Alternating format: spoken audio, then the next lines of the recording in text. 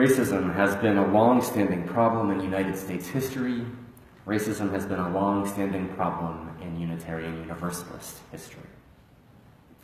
The sad news is we still have problems. We've gotten better for sure, but we've got work to do.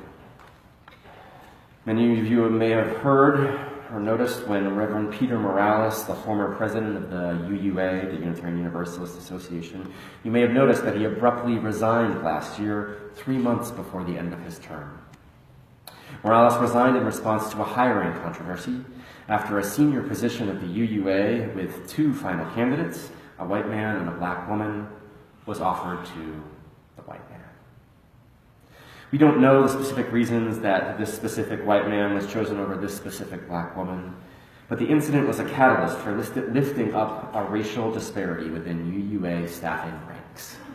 Because while the UUA had set up racial diversity goals for staffing and had largely met them, they had met them almost entirely at the bottom of the organizational chart, through janitorial, food service, and low-level administration positions.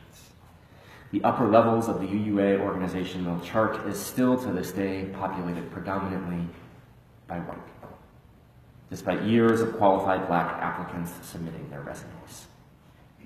Was there intentional discrimination happening in each and every decision? We don't know. But the overall pattern is clear. We, Unitarian Universalism, have a problem. And we're not alone.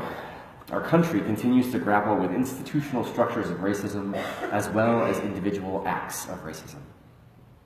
This burst back into white consciousness with Ferguson and the Black Lives Matter movement.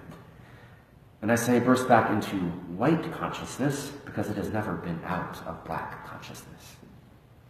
As Bee shared in her reflection this morning about visiting France, white folks have the ability to step in or out of the journey towards racial justice. We can leave France if we don't feel like making our accommodations to the local culture. As leaders of Black Lives of UU said, white people can visit the struggle for racial justice. We are not forced to be there. We can come and go as we please. People of color live every day in that struggle by virtue of their color.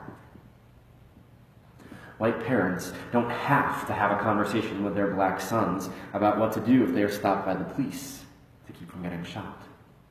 Black parents do.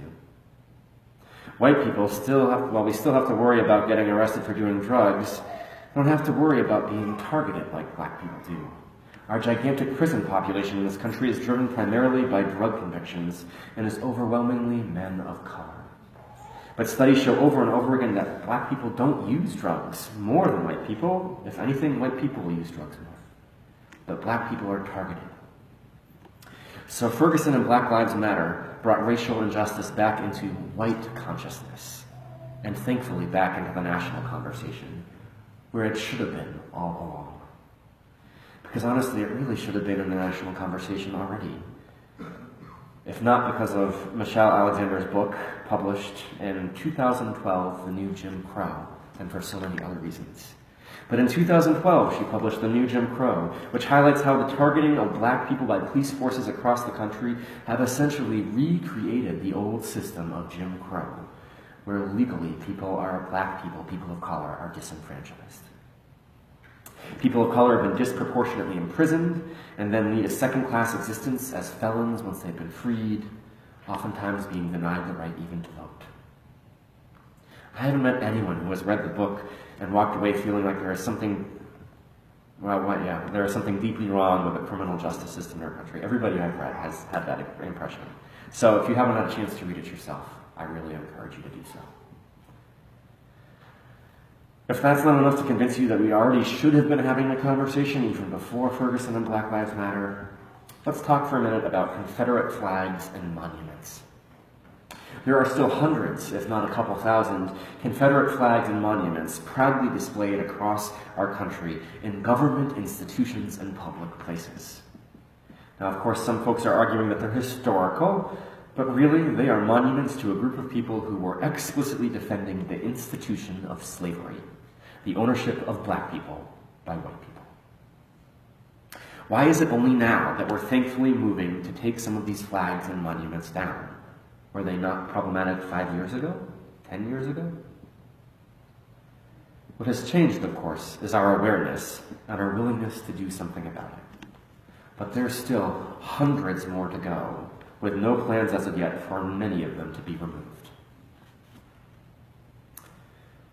And if we ever had any doubt that this was more than just a small minority of our citizens, or maybe just hoping against hope that it's a small group of white men who have money and power, the election of Donald Trump to the presidency of the United States should clear that misconception up.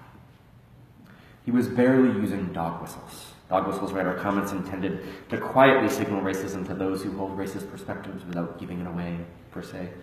But during his election campaign, Trump used pretty much out-and-out racist language and made out-and-out racist statements, and he was still elected President of the United States by voters of our country. We have a problem, and it's not limited to a small group of us. We have work to do. Racism is not just a historical thing in our country or in Unitarian Universalism, and it's not just a small group of people. Racism is happening right now. It's widespread on an institutional and on an individual level.